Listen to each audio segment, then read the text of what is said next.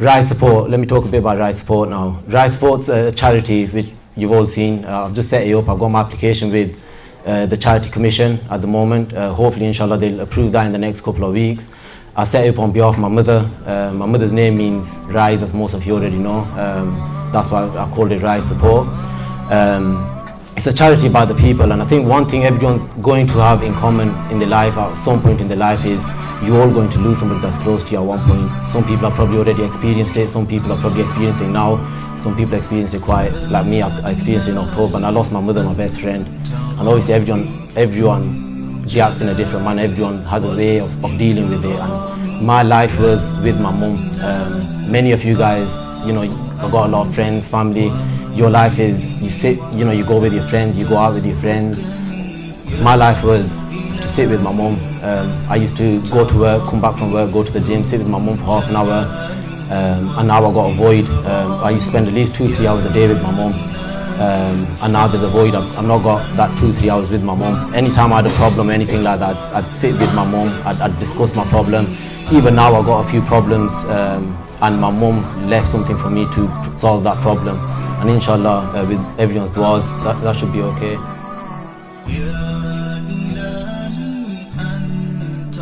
I was saying that I've lost somebody close to me. I lost my mother. She was my best friend. My question to you guys is, you know, we all go out. I've got a lot of friends over here. You'll all spend time with your friends. You'll go out for a meal with all your friends. You'd spend a lot of time with them. You'll go for a meal, and when it comes to pay, everyone will queue up to say, we'll pay for this meal, we'll pay for this meal, we'll pay for this meal. Alhamdulillah, you've all got good hearts. You're open-hearted people. And why do we do that? We do that to please the person who we with. We please the person who be breaking, who be feeding, and that's the only reason we do it. So now my question to you is, do you do that with your mother? Do you do that with your family? You know, you guys have still got time. You still got your mother with you. You've still got time. You still got your mother. You know, I had a unique relationship with my mother. I used to be able to sit down and kiss my mother on the forehead. I was able to kiss my mother. I was able to hug her, and she wouldn't think anything of it. My question to you guys, and I'll challenge every one of you guys here today to go home and kiss your mother on the forehead, or give her a hug, kiss her on the forehead and see how she reacts. 9 out of 10 people over here, I guarantee you, or 8, if not 9 out of 10 people, your mother will turn back and say, is everything alright, son? You kissed me today. Because she's not used to that love. Alhamdulillah, I had that relationship with my mother. I used to walk up twice. You've probably seen it on my social media. I had that relationship. I was able to kiss my mother and she wouldn't think anything of it. So go home today and try it. Go home, when you go home, kiss your mother on the forehead and see what she does. Give her a hug, and I promise you, at least 8 out of 10 of you, your mother will say, is everything alright, son? Why have you done that? You know, and you're only giving your mother your love, just like you're giving your friends love. You spend time with them. So that's one challenge I set with you guys today. You know, when my mother was diagnosed with cancer, she was in the hospital for 6 months. 6 months my mother was in hospital, and in the first 3 weeks, my family's my witness. For the first 3 weeks, I spent every night in the hospital on the floor, whether it was on the floor, whether it was on a chair. I had bruises on my hips. I spent 3 full weeks. It came to a stage where my family was saying to me, Amma, are you okay? You don't look well. I was doing research about how I can help my mum, and there was nothing I could do. And you know, alhamdulillah, I'm a chartered accountant. I've said it to you a couple of times, I'm a chartered accountant.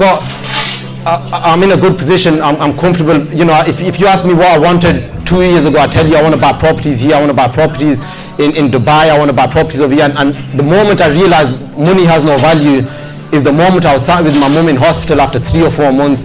My mother was in pain. She was in so much pain that all I could do was massage her.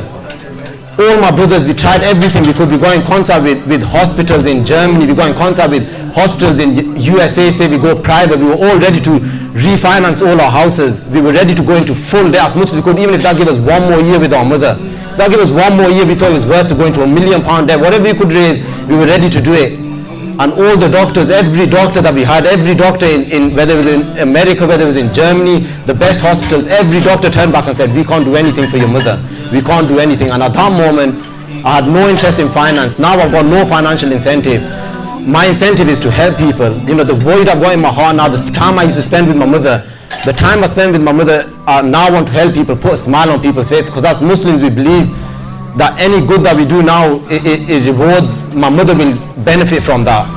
And I'm trying to do as much as I can to fill that void that I've got inside my house. where I'm not spending time with my mother now, and I'm spending that by helping people. I think after one last thing I'd like to say is, after 4 or 5 months with my mom was the first night I spent away from my mom. And I went to Birmingham. I went to Birmingham for one night, and I felt guilty that I'd gone to Birmingham because I had to go there for work.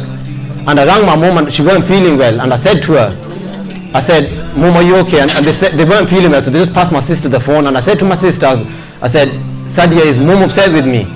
Is mom upset with me? If they're upset, I'll come back from Birmingham now." I had guilty conscience, and my mother's response was, "I would never ever in a million years be upset with this son of mine. In a million years would I ever be upset." And I started crying. I was in Birmingham all night, I was crying for my mother's words. Now my challenge to you guys is, would your mother do that? The only reason my mother did that was because I spent time with her. She didn't want my money, she didn't want me to take, I used to say to her, "I'll take you here, let's go out for a meal." She didn't want that, she just wanted to spend time with me. You guys have still got that chance. Whoever's got their mother, you can sit with your mother and spend time with her just like you spend time with your friends. That's all I want, that's all I ask.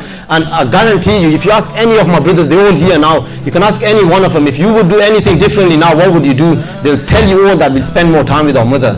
But it's gone now, we can't go back. You guys have still got that chance, and I'll encourage every one of you to take my words and spend time with your mother. You'll appreciate it, because once she's gone, and you're not going to have another chance. I'd give her my house to get another hug from my mom. Just one hug. I used to hug her every day. We were blessed to have 6 months with my mom. 6 months where we could tell her things, we could talk to her. Some people don't get that. I've got people who pass away the next day, and there's things you want to say to them. You might not have that chance again. So just spend time with your mothers, spend time with your family. And in Islam, mothers have a special place. So just spend that. All I request is for you guys to spend time with your mama, with your mother, and just take it from there.